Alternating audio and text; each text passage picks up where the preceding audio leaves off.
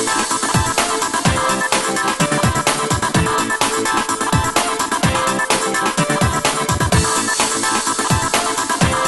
हम चलते हैं उस विषय को हम अध्ययन कर रहे हैं जिसके लिए हमने इफिसियों की पत्री उसका पहला अध्याय वचन 3 का चुनाव किया है और हमारे संदेश का विषय है आशीष।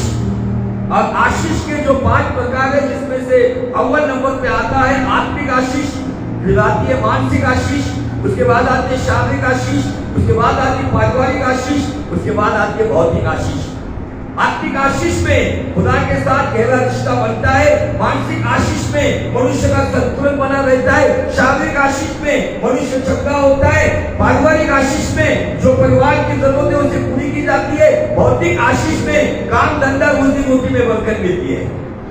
और आज संसार में अगर आप देखोगे यूट्यूब पर, सोशल मीडिया पर, जहां पर आप देखोगे आपको केवल शारीरिक और भौतिक आशीष की गवाहियां मिलेगी, लेकिन खुदावन शारीरिक आशीष देना चाहता है, भौतिक आशीष में देना चाहता है, लेकिन उसके साथ साथ वो चाहता है कि मेरे लोग आत्मिक आशीष से मतलब जीवन परिवर्तन से प्रभावी जीवन के साथ, आत्मिक जीवन के साथ परमेश्वर की संतान बनकर इस संसार में चमकती रहे। हालेलुया। इसी को पत्रोस का पहला अध्याय वचन 3 में बाइबल ऐसा कहता है कि हमारे प्रभु यीशु मसीह का पिता उसका धन्यवाद हो जिसने हमें स्वर्गीय स्थानों में रखी हुई आत्मिक आशीष दी है। देगा नहीं कहा, दी है। यदि आपने उद्धार का अनुभव पाया है, यदि आप यीशु मसीह के पीछे चल रहे हो, यदि आप रेगुलर क्रिश्चियन जीवन जीते हो, तो स्वर्गीय स्थानों की आशीष आपकी है। हालेलुया। कभी कभी 2 घंटा 1 घंटा या केवल एज अ फॉर्मेलिटी त्योहारों के समान जो इतवार के केवल मसीह बनते उनके जीवन में आत्मिक आशीष दीजिएंगे नहीं। आपको फिर से एक बार बताना चाहता हूँ कि भाई सुगत प्रेमानी का जो स्टेटमेंट है बहुत अच्छा स्टेटमेंट है। अगर मसीह की दुल्हन बनना है तो आपको हर दिन मसीह जीवन जीना होगा। 6 दिन की संसार की गर्लफ्रेंड बनकर संडे 2 घंटे की मसीह की दुल्हन नहीं हो सकती है। हमको ऑलवेज मसीह जीवन जीना पड़ेगा, जिसके लिए शायद हमको अपमानित किया जाएगा, जिसके लिए हमारा मजाक उड़ा दिया जाएगा, लेकिन हमें अभिमान करना होगा। भले संसार मेरा मजाक उड़ा रहा है, लेकिन स्वर्ग में मुझे सम्मानित कर रहा है। Hallelujah, praise the Lord. मसीह होने की जिसमें शर्म आती है, बाइबल कहती है जब यीशु मसीह आएगा तब उसे भी उन लोगों की शर्म लगेगी जो इस संसार में मसीह होने के लिए शर्मा रहे थे। आमीन, हालेलुया। हम याकूब के जीवन से देख रहे हैं, याकूब को कौन सी चीज की कमी नहीं थी, लेकिन वो आशीष मांग रहा था और हम देख चुके कि उसे वो आशीष मिली। और वो आशीष क्या थी? जो नीतिवचन 22:1 कहता है, बड़े ढंग से उत्तम नाम श्रेष्ठ है। उसका नाम याकूब था, वो याकूब जिसके बारे में उसने रो रो के गिड़गिड़ा के परमेश्वर के पैरों को पकड़कर प्रार्थना की और कहा कि मैं वो याकूब हूँ जो सौदेबाज है, मैं वो याकूब हूँ मेरे बाप के साथ धोखाधड़ी करने वाला है, मैं वो याकूब हूँ चोरी करके जाने वाला हूँ, वो चोर याकूब हूँ, मेरा अच्छा कुछ नहीं है। तब परमेश्वर ने कहा अब से तुझे इजराइल कहेंगे। और याकूब का इजराइल होना मतलब उद्धार का अनुभव, जीवन परिवर्तन का अनुभव, सैल्वेशन एक्सपीरियंस जिसको कहा जाता है, नए जन्म का अनुभव हमारे जीवन में आना जरूरी है।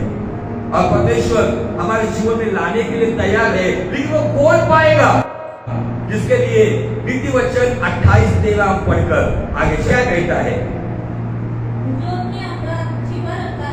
जो अपने अपराधों को छिपा के रखता है, पर्दा डाल के रखता है, जो अपने अपराधों को कबूल करता नहीं है, अंगीकार करता नहीं, they never confess own sins, हाँ,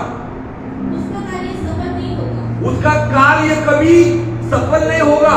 दुनिया के सामने बताने के लिए बहुत कुछ होगा उसके पास, लेकिन उसे पता है कि वो असफल है। बाइबल का परमेश्वर कहता है जो अपने गुनाहों को छिपा के रखता है उसका काम कभी सफल नहीं होता, परंतु जो अपने गुनाहों को, अपनी गलतियों को, अपने पापों को, अपनी सारी गलत बातों को जो मान लेता है मतलब कबूल करता है और छोड़ भी देता है। हमने पिछले सप्ताह में देखा केवल गुनाह मानना, अभी हम प्रभु भोज में आएंगे या कोई पश्चाताप का संदेश मानना अच्छी बात है। अगर मैंने जिस पाप के लिए खुदावन के सामने कबूली दिए और माना कि मैं पापी हूं, लेकिन उसके आगे की एक प्रक्रिया है, जिस बात के लिए मैंने क्षमा मांगी है वो बात मैं छोड़ना चाहिए। बाइबल कहती है जो मानता है और छोड़ता है उस पर ही दया की जाती है। आज एक बड़ी संख्या है जो मानने को तैयार है लेकिन छोड़ने को तैयार नहीं है। अगर मैं किस पाप के लिए पश्चाताप कर रहा हूं, गलतियों के लिए पश्चाताप कर रहा हूं, अगर कुछ गंदी आदत मेरे अंदर है, कोई लत मेरे अंदर है, नशीली बातों के अधीनता में गया हूं, उन बातों के लिए अगर मैं यीशु के सामने मानता हूं तो ये काम आपका मेरा है। उसको छोड़ना, उसको त्यागना, वही व्यक्ति आशीष का हकदार बनता है जिसे आपकी आशीष मिलती है। याकूब आशीष इसलिए हुआ कि उसने केवल माना नहीं, जब समय आया उसने अपने उस जीवन से दिखाया, उसने कबूल की हुई बातों को, जो पाप उसने किया था वो पाप उसने फिर से दोहराया नहीं। हालेलुया। हम मनुष्य छोटी छोटी बातों में गलतियां होती है, लेकिन अगर परमेश्वर का ये शरीर, अगर आप जानते हो ये शरीर उसका मंदिर है, अगर इस मंदिर में अगर कुछ बातें अभी भी ऐसी हमने रखी हुई है जो खुदावन को भाती नहीं है, छोटी मोटी नशीली आदत हो, कोई भी आदत हो, हर टाइम में वो लिस्ट पढ़कर नहीं बताऊंगा आपको। अगर वो बात मेरे भीतर है तो कहीं ना कहीं मेरे जीवन में शायद बरकत होगी, मुझे अच्छी नौकरी होगी, मेरा बिजनेस अगर अच्छा चल रहा है, मेरे पास प्रॉस्पेरिटी ब्लेसिंग होगी, लेकिन मेरे पास स्पिरिचुअल ब्लेसिंग नहीं होगी। मेरे पास भौतिक बरकत आशीष की होगी, लेकिन मेरे पास आत्मिक आशीष नहीं होगी, क्योंकि जिस खुदा की इबादत करते हैं वो खुदा की पहचान है, वो पवित्र परमेश्वर है और उसकी बुलाहट है। वो कहता है be holy because I am holy, पवित्र हो जाओ क्योंकि मैं पवित्र हूं। हमें पवित्र जीवन जीने की कोशिश करना है, लेकिन जिन गुनाहों के लिए हम पश्चाताप करते हैं, जिन गुनाहों को हम मानते हैं, बाइबल कहती है नीति वचन 28:13 के अनुसार जो मानता है और छोड़ता है उस पर ही दया की जाती है।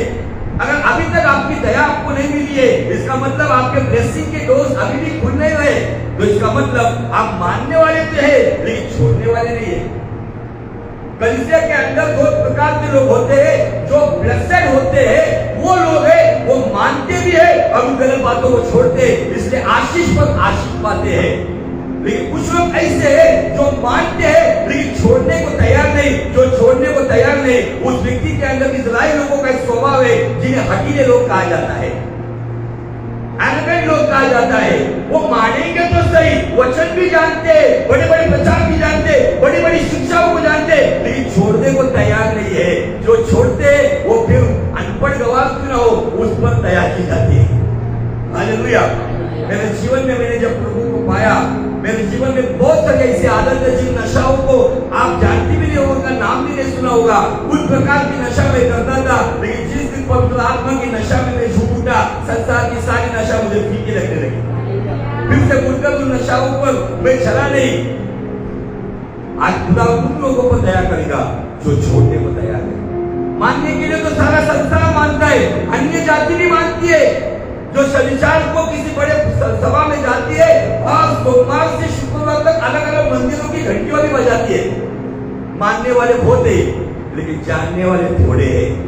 जानने वाले कब जानेंगे, जब वो मानकर गलत बातों को छोड़ेंगे। ऐसी कौन सी बात मेरे भीतर है जो खुदा को पसंद नहीं है, मुझे मेरे जीवन से उसको निकालना पड़ेगा। यीशु मसीह कहता है यूहन्ना 8:29 में, जिसने मुझे संसार में भेजा है, जिसने मुझे कभी अकेला छोड़ा नहीं, जो सर्वदा मेरे साथ है, उसने मुझे अकेला क्यों छोड़ा नहीं? उसका रहस्य वो कहता है क्योंकि जो उसको भाता है वो मैं सर्वदा करता हूं। क्या मेरे जीवन से उसको भाने वाली बातें मैं कभी कभी करता हूं या सर्वदा करता हूं?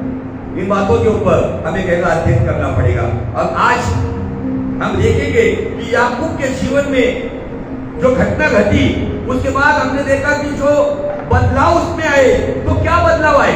पिछला मैसेज मैं थोड़ा सा रिपीट करके आज कुछ बात बताऊंगा आपको। जहां पर याकूब नगर हुए घर चला गया, उसके बाद उसने एसाव को मिलने की तैयारी की, और पहली तैयारी में उसके दिमाग में छल वाला दिमाग था, मक्कारी वाला दिमाग था, पॉलिटिक्स माइंड था, और उसी माइंड से वो चल रहा था। लेकिन जब याकूब से वो इस्राएल हो गया, सबको आगे भेजने वाला।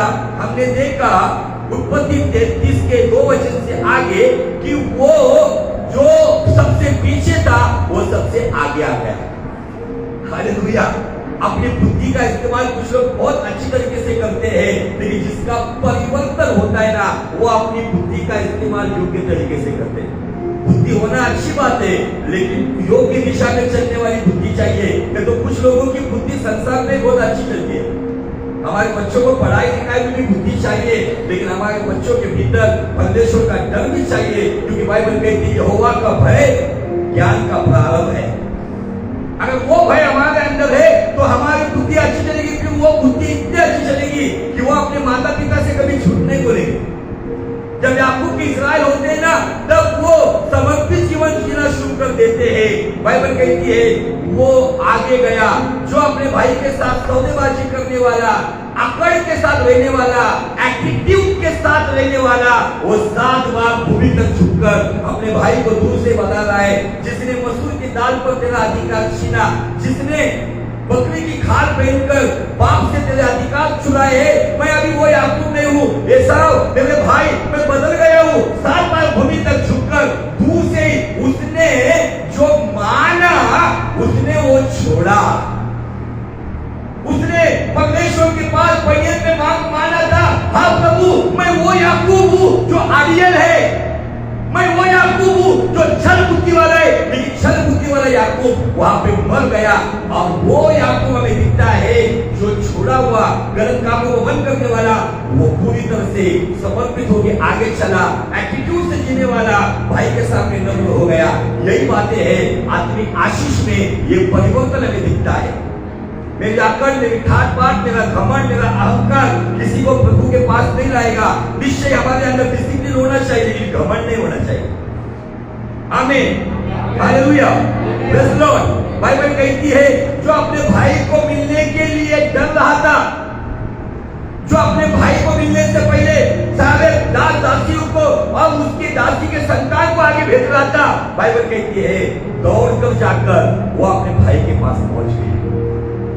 दूर भागने वाला उसके करीब गया, बाइबल कहती है रुलाने वाला दूर रोने लगा। आपको लगता नहीं क्या ये सब रोया नहीं होगा? ये सब की आशीष चुरा के जब वो भागा, अब इसहाक कहता है अभी मैं देख चुका हूं बेटे को आशीष।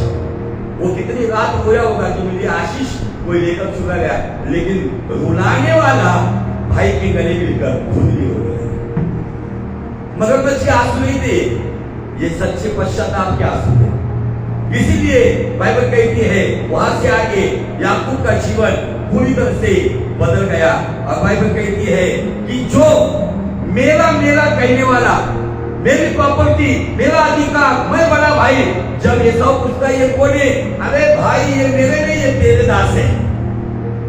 ये सब वो कहता है मेरे प्रभु, मेरे स्वामी, तेरा अनुग्रह अगर उस पर हुआ तो ये बदलाव जब हम मानकर छोड़ते ना, इसका एक जिंदा सबूत यहाँ पे हमें दिखता है कि जिसके द्वारा याकूब सच में बदल गया। बेटे एसाव कहता है मेरे पास बहुत कुछ है मेरे भाई, जो है वो तुझे लगे। ये बदलाव आज हमारे जीवन में आना चाहिए। आत्मिक आशीष में हमें जीवन परिवर्तन दिखता है। अगर मेरा जीवन परिवर्तन नहीं है, सभी प्रकार की चंगाई है, धन दौलत है, बच्चे हैं, परिवार है, कुछ लाभ का नहीं है। मेरा घर भले सादा सिंपल हो, मेरा परिवार सादा सिंपल जैसा भी हो, लेकिन मेरा जीवन परिवर्तित है। मेरे चाल चलन में अगर खुदावन दिखता है, मैं मानकर छोड़ने वाला व्यक्ति हूँ, तो निश्चय मेरे जीवन में परमेश्वर की दया मुझे हर दया प्राप्त है। हम दया प्राप्त करने की योग्यता के नहीं है यदि हम मानकर छोड़ते। आज कितने यहाँ पर जिन्होंने माना है लेकिन सालों से छोड़ा नहीं है। तो बोझ केवल वो दिखाई पड़ता है जो मानते थे यीशु का बलिदान मेरे लिए हुआ है, लेकिन उस सभा में, उस सहभागिता में कुछ लोग शामिल नहीं हो पाते, और वहां पर वो वहां से उस सभा से दूर चले जाते हैं। क्या मैं उस मानने वाली भीड़ से दूर जाने वाला हूँ? क्या मैं छोड़कर उसके करीब आने वाला हूँ? जिन्होंने माना यीशु प्रभु है, उन्होंने जालों को छोड़ा। बाइबल कहती है भले उन्होंने जालों को छोड़ा, लेकिन खुदावन ने उनको स्वर्ग के राज्य में चुना। आज ये सिंपल सी बात है, मैंने अभी भी पकड़ कर रखी है। आगे चलेंगे 35 अध्याय की शुरुआत हमें दिखती है। शुरुआत में बाइबल कहती है तब परमेश्वर ने याकूब से कहा, यहां से निकल और बेतेल को जा। क्या कहता है? यहां से निकल और बेतेल को जा। यहां से निकल मतलब वो कहां पर था? वो जगह का नाम है शेकेम। और शेकेम एक व्यक्ति के नाम पर वो शहर का नाम है।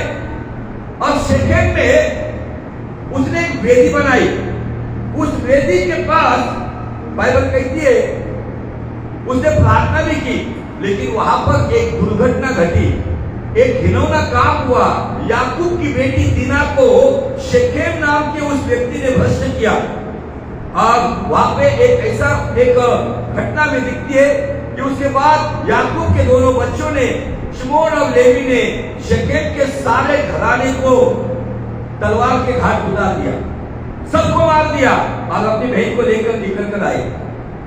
और बाइबल में तब यहोवा ने याकूब को दर्शन दिया। यह घटना आप घर जाके पढ़ो, वो घटना बताने के लिए टाइम नहीं है मेरे पास। मैं आज आपको कुछ बातें आपके सामने रखना चाहता हूं। यहाँ पे परमेश्वर ने दर्शन देने के बाद बाइबल कहती है, परमेश्वर कहता है बेतेल को जा और वही रहे। कहां रहे? बेतेल में रहे। बेतेल का मतलब खुदा का घर। कहां है बोला उसको? खुदा के घर में रहे। बेतेल का पहले नाम लूज था, उसके बाद बेतेल हुआ। और इस बेतेल में परमेश्वर कहता है वहां रहे और वहां परमेश्वर के लिए वेदी बना। यहाँ पे आपको मैं बताऊं एक बहुत सुंदर रहस्य है, कितने लोगों के दिमाग में आता है पता नहीं। पढ़ो ये वचन 35 से। तब परमेश्वर ने याकूब से कहा। कौन से सुनो? बहुत सारे लोग कहते हैं ना कि एक परमेश्वर किधर है। यहाँ पे मैं आपको दो परमेश्वर बताऊंगा। हाँ, याकूब से कहा, हाँ, यहाँ से निकल कर बेतेल को जा। यहाँ से निकल के बेतेल को जा और वही रहो। और वही रहे। हाँ, और वहाँ परमेश्वर के लिए वेदी बना। परमेश्वर कहता है परमेश्वर के लिए वेदी बना। एक आदमी अलग अलग कोई है। परमेश्वर कैसे बहुत सारे रहस्य मैं बता चुका हूं। उसमें से एक ये भी रहस्य है जहां पे याकूब को मिलने वाला जो परमेश्वर, जो यीशु मसीह का दर्शक है, वो कहता है, परमेश्वर का पुत्र कहता है परमेश्वर पिता के लिए वेदी बना। इफिसियों 1:3 में हमने देखा है हमारे प्रभु यीशु मसीह का परमेश्वर और यीशु मसीह का धन्यवाद हो। हालेलुया। समझ में आ रहा है? परमेश्वर के लिए वेदी बना। आगे, जिसने तुझे उस समय दर्शन दिया, जिसने तुझे उस समय दर्शन दिया जब तू अपने भाई एसाव के डर से भागा जाता, अपने भाई एसाव के डर से भागा जाता था। तब याकूब ने अपने घराने से और उन सबसे भी जो उन सबसे, ये उन सब कौन रहेंगे? क्या लगता है आपको? ये कौन रहेंगे? ये कौन लोग हैं? उन सबसे मतलब कौन से लोग? आप कहेंगे जो पुत्र उसको हुए वो पुत्र है, जो दासिया उसके बीवी ने उसको दी वो दासिया है।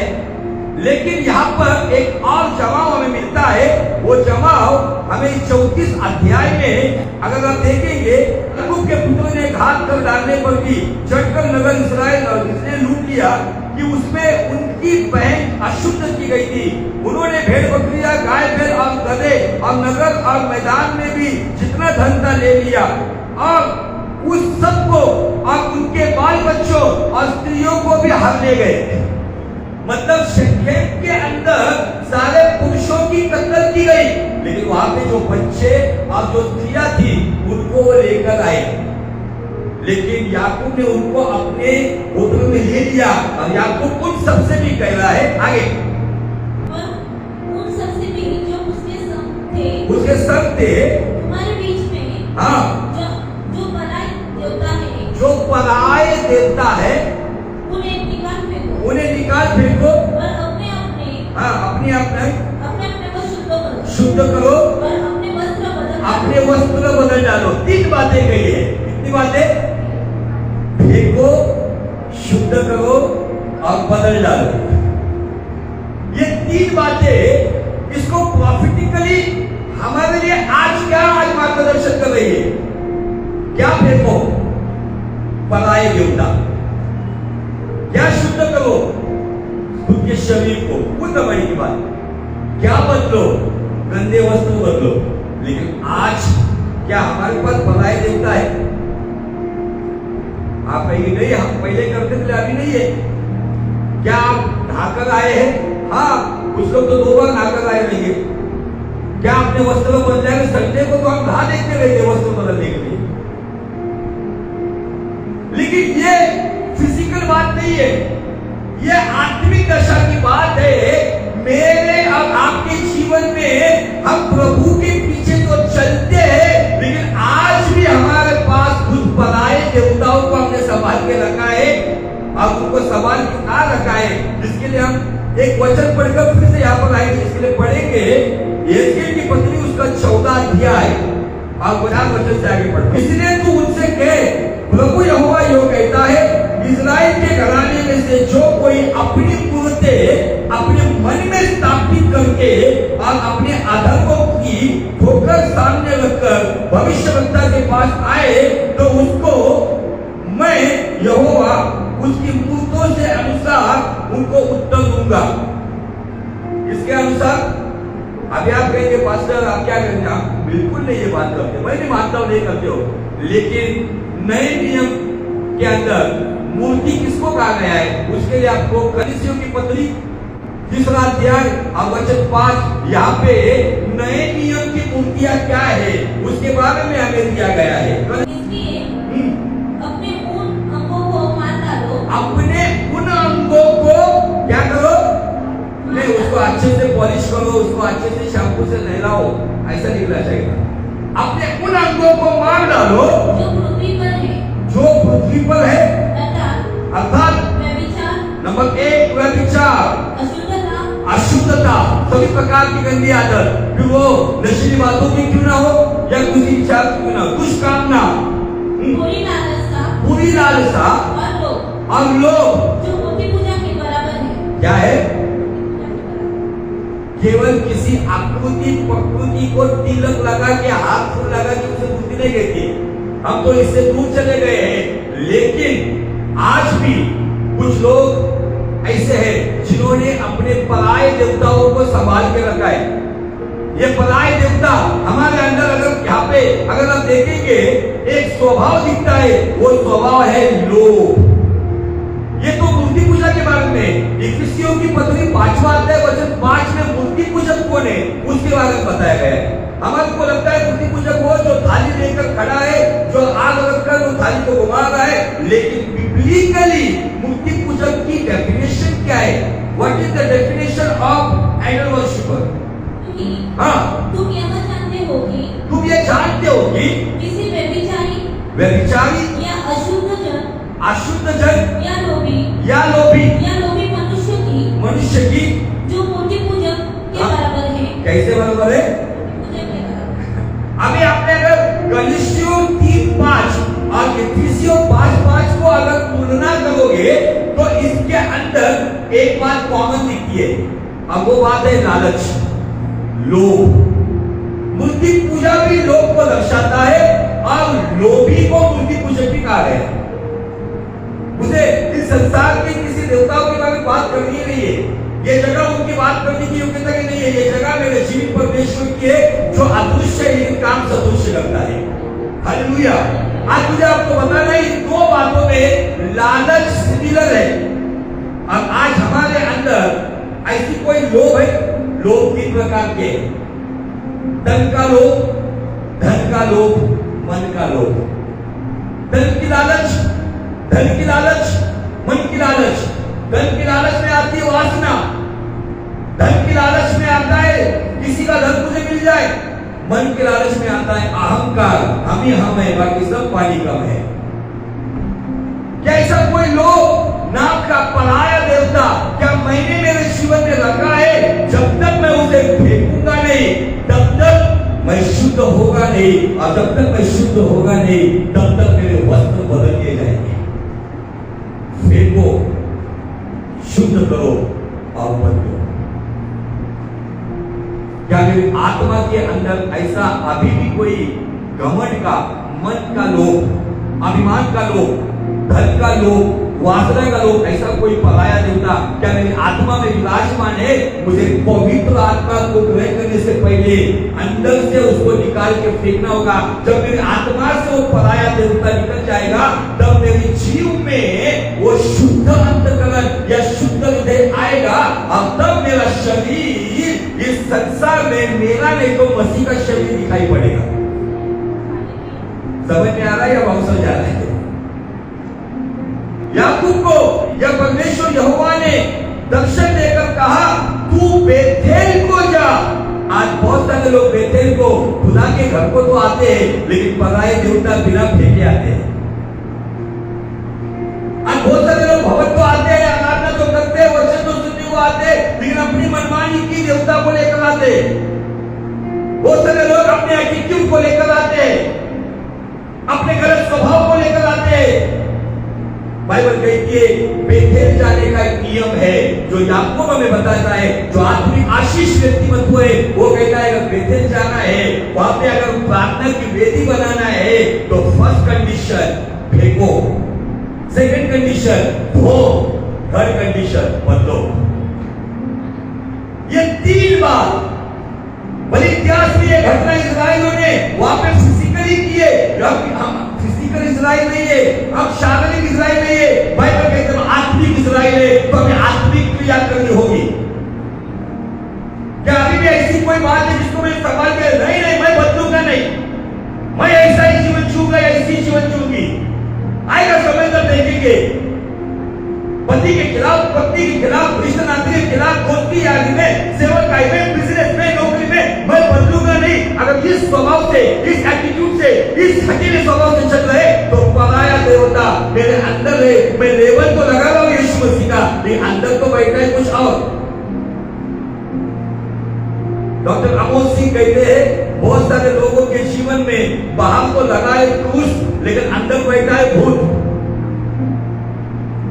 क्या सच में मैंने उन पराये देवताओं को फेंका है क्या? ऐसी कोई आदत मेरे अंदर है क्या जिसको मैं संभाल रहा हूं, उसको पालन पोषण कर रहा हूं?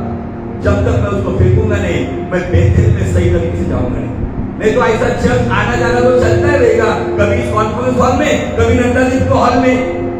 लेकिन अगर सच में मुझे बेथेल के परमेश्वर को मिलना ही ना तो मुझे आज निर्णय लेना होगा, प्रभु जो भी मुझे भाता नहीं ना मैं फेंकने को तैयार है। जब आप फेंकोगे ना तो आपके अंदर शुद्धिकरण आएगा और वो शुद्धिकरण आपके जीवन के अंदर आपको एक बदलाव में वस्त्र बदलेगा। इस्राएलियों के शायद उन्होंने अपने वस्त्र को बदला होगा लेकिन आज आपको धार्मिकता के वस्त्र पहना दिए जाएंगे। शायद आपके पास शोक के वस्त्र होंगे, दुख के वस्त्र होंगे, आपके दर्द के वस्त्र होंगे, लेकिन अगर आप निर्णय लोगे तो आपका दुख का, शोक का वस्त्र बदल दिया जाएगा। दाऊद कहता है उसने मेरे शोक के वस्त्र निकालकर स्तुति के वस्त्र पहनाकर मुझे नचवाया है। हालेलुया। अगर कोई भाई, अगर कोई बहन आज परमेश्वर की स्तुति के वस्त्र पहनना चाहता है, पहला कंडीशन फेंको पराये देवता। ऐसी कोई पराये देवता की ऐसी कोई लत मेरे अंदर है, किसी की दिन की शुरुआत ही नहीं होती है वो आदत पक्की है बिना, बस ही नहीं आता उस आदत के द्वारा। अगर इस आदत के तरह आज भी दबे हुए हो तो पराये देवताओं को संभाल रहे हो। बहुत बेहतर बात मैं बताने जा रहा हूं लेकिन मैं रुकूंगा क्योंकि मैं चाहता हूं आज समझ लो। अगले सप्ताह में हम बहुत अच्छी अच्छी बातें देखने वाले हैं।